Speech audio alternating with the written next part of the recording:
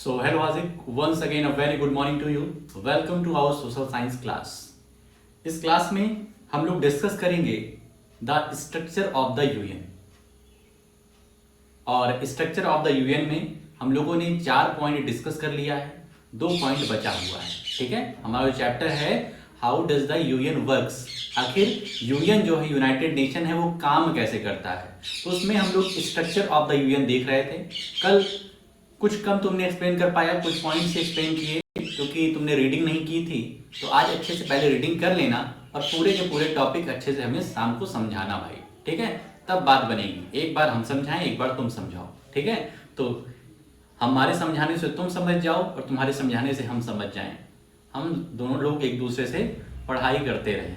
ठीक है, तो चलते हैं कंसंट्रेट होकर के भाई साहब वापस से अपनी चैप्टर पे आते हैं। चैप्टर में देखते हैं हम लोगों ने क्या क्या डिस्कस किया है। The way the united nation works, ये है अपना टॉपिक, चैप्टर का नाम, chapter number 15, the way the united nation works. इसमें कल हम लोगों ने द जनरल असेंबली देखा, द सिक्योरिटी काउंसिल देखा, द सेक्रेटरिएट, और उसके बाद इकोसोक, the economic and social council. ठीक है, इकोसोक नामक टॉपिक देखा। आज हम लोग क्या देखने चल रहे हैं, the international court of justice, ICJ, जिसको शॉर्ट फॉर्म में क्या कहते हैं, आईसीजे। सबसे बड़ी कोर्ट होती है इंटरनेशनल कोर्ट ऑफ जस्टिस। फिर देखेंगे द ट्रस्टीशिप काउंसिल। उसके बाद दूसरा टॉपिक जो हमारा है, agencies of the united nation. उसमें 3 पार्ट्स हैं, यूनिसेफ, यूनेस्को और WHO। ठीक है, तो ये 3 टॉपिक हमारे पास रहेंगे। और लास्ट में आज हम लोग पढ़ेंगे अचीवमेंट्स ऑफ द यूएन। आखिर यूनाइटेड नेशन ने क्या क्या अचीव किया है, उसने क्या क्या अपने सपने देखे थे, यूनाइटेड नेशन बनेगा तो हम ये काम करेंगे, तो उसने क्या क्या हासिल कर लिया है, क्या क्या चीजें हासिल उसने कर लिया है और क्या चीजें बाकी रह गई हैं। चलते हैं, फटाक से आते हैं the international court of justice. यहां देखो एक पिक लगी हुई है, इंटरनेशनल कोर्ट ऑफ जस्टिस, बहुत ही सुंदर दिखता है। ठीक है, देखते हैं क्या क्या लिखा है भाई साहब। This is the main judicial organ of the united nation.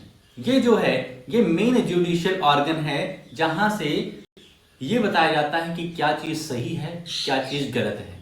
ठीक है, जैसे कोई तुम्हारा दोस्त कहता है नहीं नहीं ये गलत है, ये सही है, ऐसा बोलता है ना, तो हम क्या कहते हैं, ऐसा है कि तुम जज नहीं हो।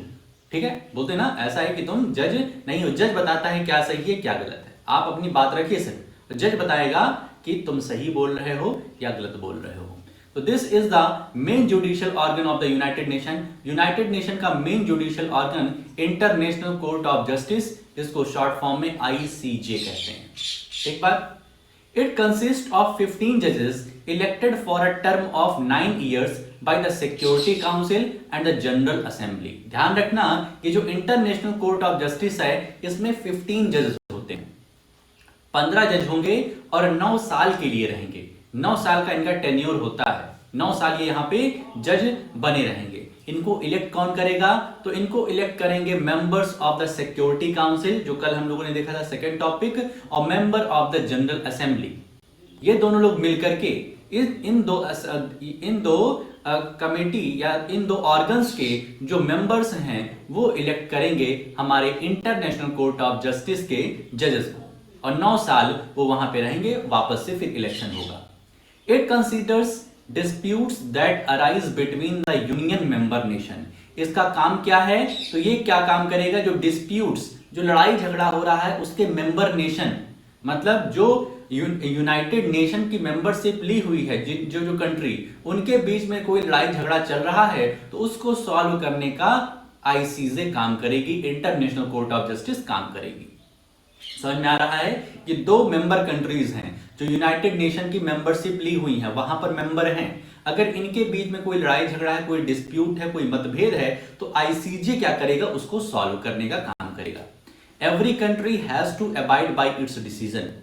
सभी कंट्रीज को, जितनी भी कंट्रीज इसके मेंबर्स हैं, सभी को इसका जो भी डिसीजन आएगा उसको मानना ही मानना पड़ेगा। There is no appeal against its decision. यदि आईसीजे ने कोई डिसीजन ले लिया है तो फिर अपील हम नहीं कर सकते हैं। अपील करने का मतलब है कि किसी और अपर कोर्ट में शिकायत नहीं कर सकते हैं, ठीक है। जैसे इंडिया में सबसे ऊपर कोर्ट जो है वो सुप्रीम कोर्ट है। यदि आपको लोअर कोर्ट में आपके जज ने कोई भी लोअर कोर्ट, ठीक है, लोअर कोर्ट में जज ने कोई भी निर्णय दे दिया है कि ऐसा है कि आप दोषी हैं, आपने इसको 2 थप्पड़ मारा था और आपने मारा नहीं है, तो अपील कहां करेंगे? जाकर के हाई कोर्ट में, ठीक है, हाई कोर्ट में अपील करेंगे। हाई कोर्ट के जज ने भी अगर कह दिया कि नहीं भाई साहब तुम दोषी हो, तुम दोषी हो, तो तुम कहोगे यार हम दोषी नहीं है, ऐसा है कि हम सुप्रीम कोर्ट में अब अपील करेंगे। लेकिन सुप्रीम कोर्ट ने यदि हमारे इंडिया का मैटर है और सुप्रीम कोर्ट ने कह दिया नहीं भाई साहब तुम सचमुच दोषी हो, जितने भी गवाह आए हुए हैं, जितने भी सबूत आए हुए हैं, सब तुम्हारे खिलाफ हैं, इसलिए तुम दोषी हो, अब तुम कहीं और अपील नहीं कर सकते हो। अब बस जो सुप्रीम कोर्ट ने डिसीजन दे दिया वो अंतिम निर्णय है, उसके बाद आप दोषी हैं, जो भी पनिशमेंट दी जाएगी 2 थप्पड़ की वो आपको स्वीकार करनी पड़ेगी ही पड़ेगी। समझ में आ गया? तो यही है कि there is no appeal against its decision. अगर आईसीजे ने, इंटरनेशनल कोर्ट ऑफ जस्टिस ने कोई निर्णय दिया है तो हम कहीं और जाकर के अपील नहीं कर सकते, कहीं और जाकर के शिकायत दर्ज नहीं करा सकते हैं। यहां पे कौन कौन सी लैंग्वेज यूज होती है जिसमें ये लोग बातचीत करते हैं? The language used in this court are French and English. यहां पर जो लैंग्वेज यूज की जाती है वो फ्रेंच और इंग्लिश लैंग्वेज यूज की जाती है। The court has its seat at Hague, Netherland. इस कोर्ट की, आईसीजे कोर्ट की जो सीट है, आईसीजे कोर्ट की जो सीट है वो नीदरलैंड में है। वो कहां पे है?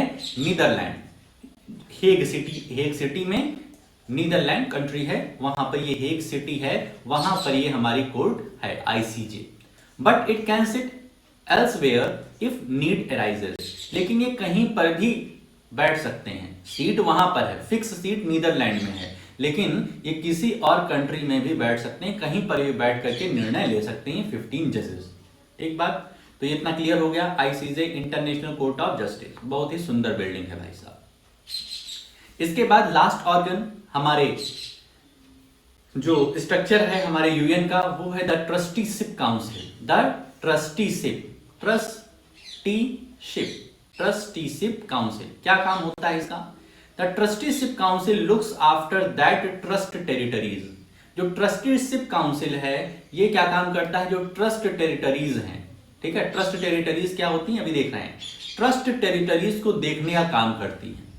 यूनाइटेड नेशन का एक ऑर्गन है, ट्रस्टीशिप काउंसिल इसका नाम है। इसका काम क्या है? ट्रस्ट टेरिटरीज को देखना, उनकी देखभाल करना। ट्रस्ट टेरिटरीज क्या होता है? ऐसी कंट्रीज जो आज तक आजाद नहीं हुई हैं, उन पर किसी दूसरे का रूल चल रहा है, किसी दूसरे कंट्री का रूल चल रहा है, उसको कहते हैं ट्रस्ट टेरिटरीज। तो उन कंट्रीज की देखभाल यूनाइटेड नेशन इस काउंसिल के द्वारा करता है, जिसका नाम है trusteeship council. These are the regions of the world that are not yet independent and are controlled by independent nations that are UN member. ये ऐसे रीजन हैं, दुनिया के ये ऐसे क्षेत्र हैं जहां पर आज भी आजादी नहीं है और उन पर रूल कौन कर रहा है?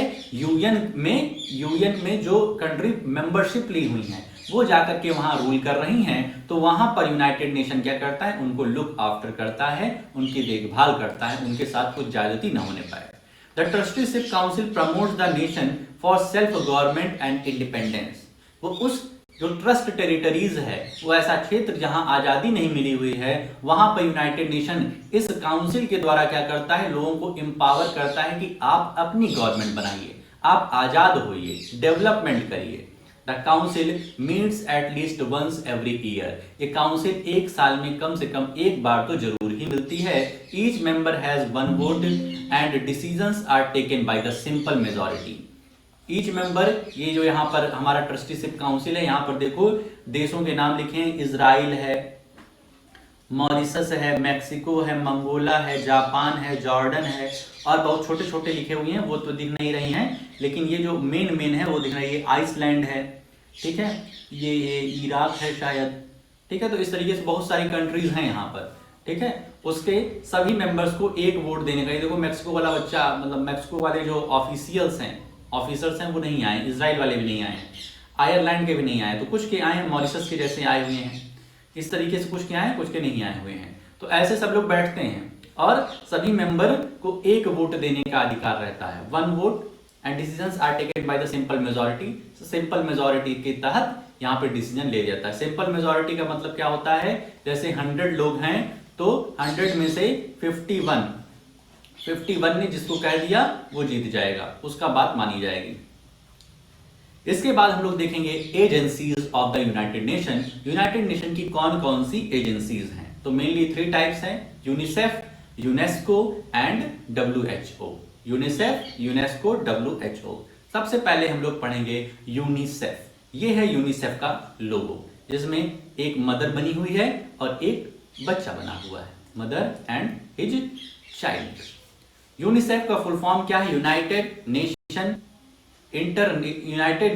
International Children's Emergency fund.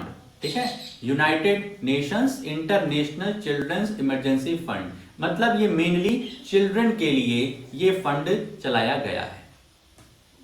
UNICEF was set up after the Second World War to meet the needs of children affected by war.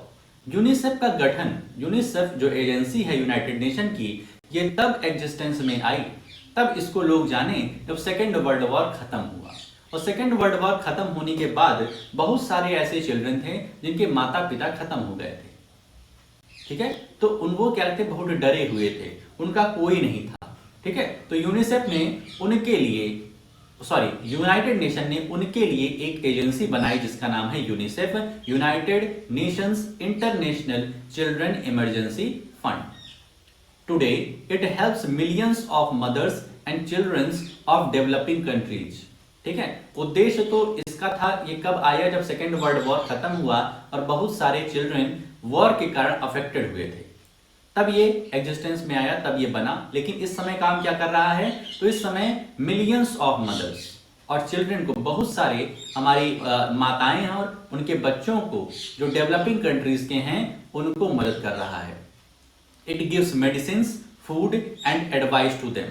ये यूनिसेफ उनको मेडिसिन प्रोवाइड कराता है कम से कम रेट में, फूड खाने, और उनको एडवाइस भी देता है, क्योंकि लोगों को कुछ जानना रहता है जैसे हेल्थ के बारे में, किसी चीज के बारे में, तो ये उनको एडवाइस भी देता है। UNICEF has started many programmes in India. UNICEF ने इंडिया में बहुत सारे प्रोग्राम चलाए हैं। आंगनवाड़ी, ठीक है, आंगनवाड़ी का नाम सुने होंगे। आंगनवाड़ी, कभी अगर पोलियो की तुम्हें 2 घूंट पिलाने कोई आया हो तो वो आंगनवाड़ी वाले रहते हैं। तो आंगनवाड़ी जो है वो भी यूनिसेफ का एक प्रोग्राम है। यूनिसेफ का एक प्रोग्राम है Anganwadi. Anganwadi is one of them. Here mothers are trained to care for their children. यहाँ पर मदर को ट्रेन किया जाता है कि किस तरीके से अपने चिल्ड्रन की देखभाल करें, क्योंकि इंडिया में पहले के समय में, अब तो ज्यादातर लोग लिटरेट हो रहे हैं, पढ़े लिखे हो रहे हैं, लेकिन पहले के समय में बहुत लोग इलिटरेट होते थे। ठीक है, उन्हें नहीं पता रहता था बच्चों की केयर कैसे की जाए, तो उनको सिखाने के लिए आंगनवाड़ी प्रोग्राम लाया गया यूनिसेफ के द्वारा, कि लोगों को बताया जा सके कि अपने चाइल्ड को कैसे केयर करिए, चाइल्ड को कैसे पालन पोषण करिए। It also helps in teacher training, female education and caring for disabled children. कि यूनिसेफ जो एजेंसी आई, यूनिसेफ एजेंसी ने काम क्या किया, टीचर ट्रेनिंग का भी काम किया। ठीक है, टीचर को ट्रेन किया कि किस तरीके से आपको बच्चों को डील करना है। फीमेल एजुकेशन, लड़कियों की पढ़ाई के लिए यूनिसेफ ने काफी काम किया। और जो डिसेबल्ड पर्सन हैं, जो सही तरीके से जैसे चल नहीं पाते हैं, बोल नहीं पाते हैं, उनके लिए भी इन्होंने क्या किया, यूनिसेफ ने काम किया। You must have seen UNICEF greeting cards, diaries and calendars, they are sold to raise money for fund. काफी बार तुमने यूनिसेफ के ग्रीटिंग कार्ड देखे होंगे, ये लोगो तो पक्का ही कहीं ना कहीं देखा होगा। तो इससे, इस लोगो से जो भी डायरी बिकती है, जो लोगो लग करके जो डायरी बिकेगी या फिर कैलेंडर बिकेंगे, उससे जो भी पैसे खर्च होते, पैसे मिलते हैं, जो भी पैसे अर्न होते हैं, वो पूरी तरीके से यूनिसेफ इन्हीं लोगों की मदद करने के लिए यूज करता है। ये एक यूनाइटेड नेशन की एजेंसी है। ठीक है, दूसरा है यूनेस्को। यूनेस्को, यूनाइटेड नेशन, इसका फुल फॉर्म क्या है, United Nations Educational, Scientific, Cultural Organisation, ठीक है, UNESCO, United Nations Educational Scientific and Cultural Organisation, full form जरूर याद रखो। यहां पर हम देख रहे हैं कि एक टीचर भाई साहब हैं और वो बच्चों को पढ़ा रहे हैं, ठीक है, सारे बच्चे तो पढ़ रहे हैं, ये इधर मुंह किया हुआ है और ये वाला बच्चा तो सबसे स्मार्ट है, पहले फोटो उसके बाद पढ़ाई, ठीक है, फोटो खिंचवा रहा है बैठ करके, ठीक है, मुंह भी बनाया हुआ है, ठीक बात। तो यूनेस्को में ऐसा हो रहा है। यूनेस्को काम क्या कर रहा है? फोटो खींचने काम नहीं कर रहा है, यूनेस्को पढ़ाई लिखाई करा रहा है, एजुकेशन करा रहा है। तो यहाँ तो एक ही फोटो है, साइंस, साइंटिफिक चीजों के बारे में, साइंस की समझ दे रहा है लोगों को, कल्चरल, उनके संस्कृति के बारे में बता रहा है। तो ये सब काम यूनेस्को कर रहा है। देखते हैं इसमें क्या लिखा है। The main aim of the UNESCO is to spread and improve women and adult education in the world. UNESCO का जो मेन एम है, ठीक है, सभी का अपना मेन एम होता है। जैसे यूनाइटेड नेशन बनाने के पीछे जो मेन एम था वो ये था कि पूरे विश्व में शांति रहे, वर्ल्ड वॉर ना होने पाए, लेकिन अब और भी बहुत सारे काम ये करने लगा है। तो उसी तरीके से यूनेस्को का जो मेन एम था वो था कि वुमेन और जो एडल्ट हो गए हैं, जैसे पापा मम्मी या फिर और जो दादाजी हैं, मान लो अगर वो पढ़े लिखे नहीं हैं तो उनको पढ़ाने का काम यूनेस्को ने किया। यूनेस्को का मेन एम क्या था कि जितने भी वुमेन हैं उनको एजुकेट किया जाए, और जितने भी एडल्ट हो चुके हैं, जो पढ़े लिखे नहीं, एडल्ट मींस जो लगभग 40 to 45 ईयर्स के अबव हो गए हैं, अभी पढ़े लिखे नहीं हैं, उनको कुछ आता जाता नहीं है, तो उनके लिए एजुकेशन का प्रोग्राम यूनेस्को ने चलाया। It specially provides technical training to backward countries. Technical countries मतलब ऐसे कुछ स्किल्स सिखा दी जाएं जिससे वो कुछ रोजगार कर सके। तो जो भी बैकवर्ड कंट्रीज हैं वहां पे टेक्निकल ट्रेनिंग दी जा रही है यूनेस्को के द्वारा। It helps to preserve old monuments. अब यहाँ पे देखो कल्चरल का काम आ गया, यहाँ पे कल्चरल एक वर्ड आया हुआ है ना यूनेस्को के फुल फॉर्म में। तो यहाँ लिखा it helps to preserve old monuments and thereby restores our ancient culture. जो भी हम देश के अलग अलग देशों के पुराने मॉन्यूमेंट्स हैं उनको सिक्योर करने का, प्रिजर्व करने का काम भी यूनेस्को करता है, जिससे वहां की संस्कृति सालों साल तक जीवित रहें, लोग जान सकें कि आखिर भारत में कैसे कैसे यहाँ की इमारतें थी, कैसे कैसे मंदिर थे, ठीक है, कैसे पुरानी चीजें थी, सारा कुछ जान सकें। तो उसको प्रिजर्व करने का काम भी हमारा यूनेस्को जो है यूनाइटेड नेशन की एजेंसी करती है। It is specialized agency of the United Nation. Its headquarter is in Paris. बहुत ही इंपॉर्टेंट चीज बता दी हमने। यूनेस्को का जो हेडक्वार्टर है वो पेरिस में है, ठीक है, Paris. Other than these agency, there are many other agency working in the fields like industry, labor, communication and agriculture. कह रहे हैं और भी कुछ एजेंसी हैं यूनाइटेड नेशन की, जिस मतलब मेन एजेंसी तो हमारी यूनेस्को है, लेकिन कुछ और एजेंसी भी हैं जो इंडस्ट्री, लेबर, कम्युनिकेशन और एग्रीकल्चर में काम करती हैं ऑल ओवर वर्ल्ड। वो हैं FAO Food and Agriculture Organisation, ILO International Labour Organisation, IMF International Monetary Fund. ध्यान रखना IMF जो ऑर्गेनाइजेशन है, यदि किसी देश के पास पैसा कम है तो इंटरनेशनल मॉनिटरी फंड से उधार ले सकता है, ठीक है, लेकिन पाकिस्तान इतना उधार ले चुका है कि IMF अब देता ही नहीं है। भाई आप दोस्त से उधार लेते हैं 10 रुपए 20 रुपए, तो उसको यदि वापस करेंगे तभी तो अगली बार वो उधार देगा ना। लेकिन पाकिस्तान भाई साहब अलग गेम खेलता है, उधार ले लेता है, उसके बाद कहता है कौन हो तुम, कब तुमसे हम लिए थे पैसा। तो ऐसा होता है। तो इंटरनेशनल मॉनिटरी फंड बहुत फटकार लगाता है पाकिस्तान को। ITU international telecommunication union, IAEA international atomic energy association. तो इनके नाम से ही क्लियर हो जा रहा है कि ये कौन सा काम करेंगे, ठीक है। एक में एग्रीकल्चर है, एक में लेबर है, एक में मॉनिटरी पैसा देने का काम करेगी। टेलीकम्युनिकेशन मतलब जितने नेटवर्किंग एरियाज हैं कम्युनिकेशन वाले, उनको बिल्डअप करने का काम करेगी डिफरेंट मेंबर कंट्रीज में। इंटरनेशनल एटॉमिक एनर्जी एसोसिएशन मतलब ये जो हमारे पास अस्त्र शस्त्र हैं, ठीक है, हथियार हैं, अपने आप को सिक्योर करने के लिए उस क्षेत्र में ये हमारी हेल्प करेगा। All these agencies are working for the welfare of people throughout the world. ये जितनी भी एजेंसीज हैं पूरे के पूरे दुनिया के लोगों के मतलब पीपल के वेलफेयर के लिए काम कर रही है, ठीक ठीक है, तो यूनेस्को बहुत ही अच्छा टॉपिक है। WHO World Health Organisation, health से क्लियर हो रहा है कि ये एक ऐसी ऑर्गेनाइजेशन है जो लोगों के हेल्थ पे काम करेगी। ये है एक उसका लोगो, ठीक है, इधर इधर ये वही यूएनओ वाली है, ठीक है, यूएनओ वाली लीफ है और उसके बीच में ये डंडा है, बीच में ऐसे सांप गया हुआ है, ठीक है, और पीछे वर्ड बना हुआ है, तो हो गया सिंपल सा logo. WHO aims to improve, WHO World Health Organisation full form हो गया इसका। WHO aims to improve the health services by avoiding the spread of disease. WHO काम क्या करेगी? हेल्थ सर्विस को इम्प्रूव करेगी, हेल्थ सर्विस को इम्प्रूव करेगी और कोई भी डिजीज को फैलने से रोकने का काम इसका रहेगा। It helps the nations to improve their health services. The WHO establishes standards in a variety of fields such as food, biological, pharmaceutical goods, diagnostic procedures and environment health protection. इसका काम क्या रहेगा WHO का? तो ये standards बताएगी कि आपको किस तरीके का फूड खाना चाहिए, ठीक है, किस तरीके का फूड खाना चाहिए, किसको अवॉइड करना चाहिए। बायोलॉजिकल एंड फार्मास्यूटिकल गुड्स, जो हमारे ये जो दवाइयाँ आती हैं इसको हम फार्मास्यूटिकल गुड्स कहते हैं, तो ये इसका स्टैंडर्ड तय करना WHO का काम है कि कौन सी दवा सही है, कौन सी दवा गलत है। डायग्नोस्टिक प्रोसीजर, ठीक है, किसी को कोई बीमारी है तो कौन सी बीमारी है उसका पता लगाना, वही डायग्नोसिस होता है। इन्वायरमेंट हेल्थ प्रोटेक्शन, इन्वायरमेंट की हेल्थ बहुत ही इंपॉर्टेंट हेल्थ है।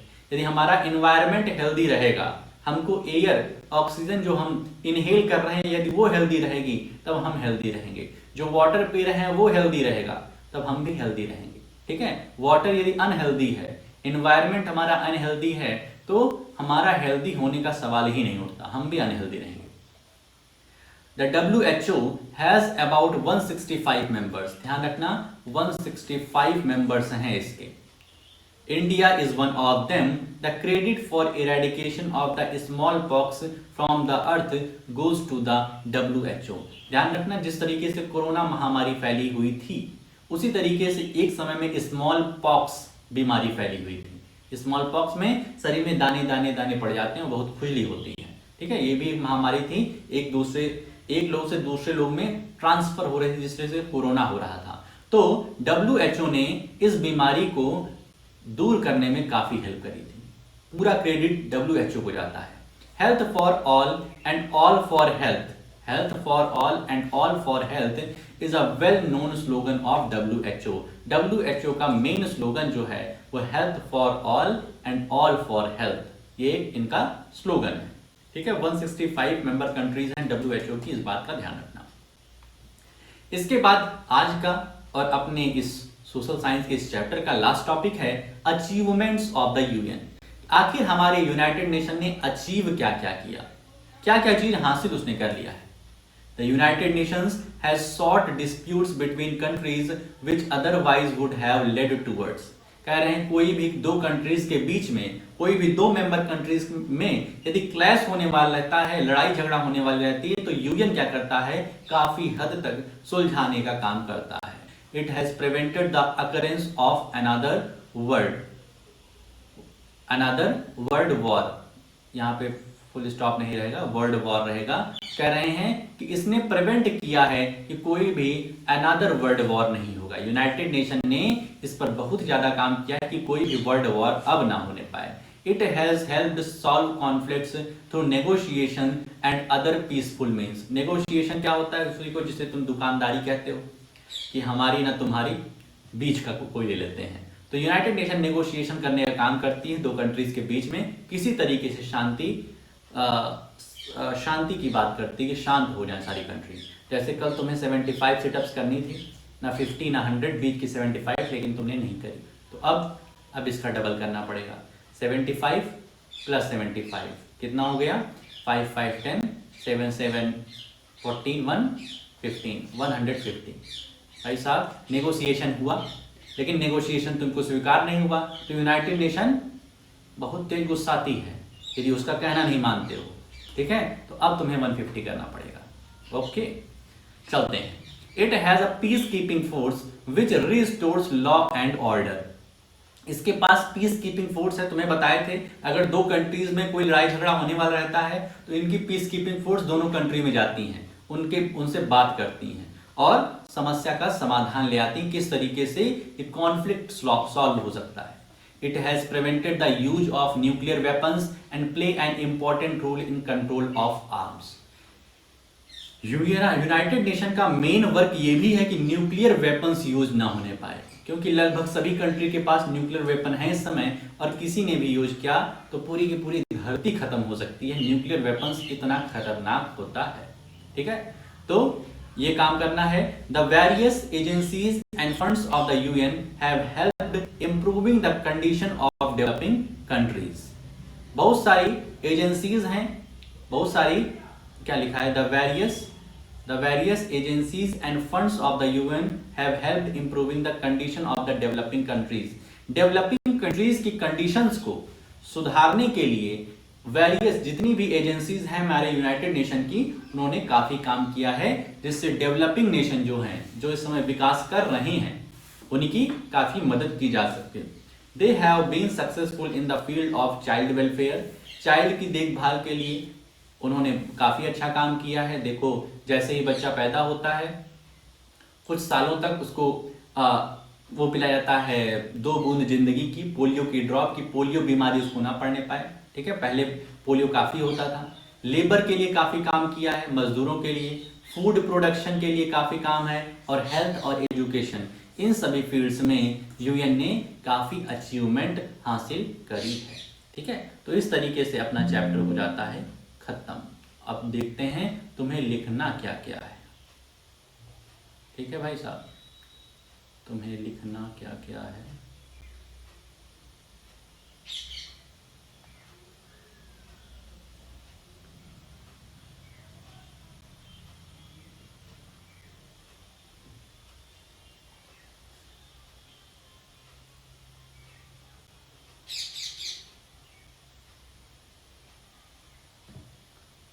तो आज हम लोग इंटरनेशनल कोर्ट ऑफ जस्टिस से पढ़े हैं। तो सबसे पहले ये टॉपिक डाल देना, heading international court of justice का। उसके बाद this is the main judicial organ of the united nation. थोड़ा सा राइटिंग अच्छी बनाया करो भाई। इट कंसिस्ट ऑफ 15 जजेस elected for a term of 9 years by the security Council and the general Assembly, ठीक है। उसके बाद the court has its seat at, ये वाली लाइन भी लिखोगे, the language used in this court are French and English. The court has its seat in Hague, Netherland, but it can sit elsewhere if need arises. इतना लिख लेना। उसके बाद heading डालो द ट्रस्टीशिप काउंसिल, ठीक है। The trusteeship council looks after the trust territories. These are the region of the world that are not yet independent and are controlled by independent nations that are UN members। बस इतना। उसके बाद agencies of the united Nation, ये heading पूरी डाल दोगे। और उसके बाद पहला टॉपिक यूनिसेफ, पूरी हेडिंग डालो। उसके बाद UNICEF was set up after the Second World War to meet the needs of children affected by war, ठीक है। और ये लिखोगे Anganwadi is one of them. और उसके बाद बस इतना ही। फिर यूनेस्को हेडिंग डालोगे, यूनाइटेड नेशन, ये पूरा। उसके बाद लिखोगे the main of the UNESCO is to spread and improve women and adult education in the world. और उसके बाद its headquarter is in Paris, ठीक है। और उसके बाद ये जितनी भी एजेंसी दी गई हैं, इस सब के सब 1 2 3 4 5 ये पूरा का पूरा लिख देना। उसके बाद आ जाओ WHO, World Health Organisation. WHO aims to improve the health services by avoiding the spread of disease, ये लाइन। और उसके बाद द WHO, ये कैपिटल रहेगा, WHO has about 165 members, India is one of them. और स्लोगन यह लिख देना, health for all and all for health is a well known slogan of WHO। Achievements of the UN में, achievements of the UN इसको रहने दो, इसमें कुछ भी मत लिखो। तो बस इतना लिख लेना और बाकी एंजॉय करिए। 1 मिनट रुकिए, थोड़ा सा वीडियो को बंद मत कर दीजिएगा अभी, और काम क्या करना है आपको समझ लीजिए। तो ये सब चीज़ों को जो अंडरलाइन हमने करा दिया उसको लिख लेना और पूरे टॉपिक को समझ लेना, पूरी चैप्टर की रीडिंग कर लेना। आज तुम्हें हम एक्सरसाइज करने के लिए नहीं दे रहे हैं, ध्यान रखना, एक्सरसाइज आज नहीं करनी है तुम्हें। आज तुम्हें क्या करना है, पूरे के पूरे चैप्टर की रीडिंग इसके बाद कर लो, और जो भी डिफिकल्ट वर्ड्स लगे तुमको, जो भी लाइन समझ में ना आए, उसको शाम को पूछ लो और शाम को एक अच्छी सी हमें समरी दे दो। कल तुम ठीक तरीके से समझा नहीं पाए थे भाई, ठीक है? तो इस बार आज अच्छे से समझा देना और अपनी जो हिंदी का डिक्टेशन है उसको भी आज कंप्लीट करना है, ठीक? तो ठीक है, तो आज के लिए अपने इस वीडियो में हम लोग इतना ही रखते हैं। मिलते हैं नेक्स्ट वीडियो में।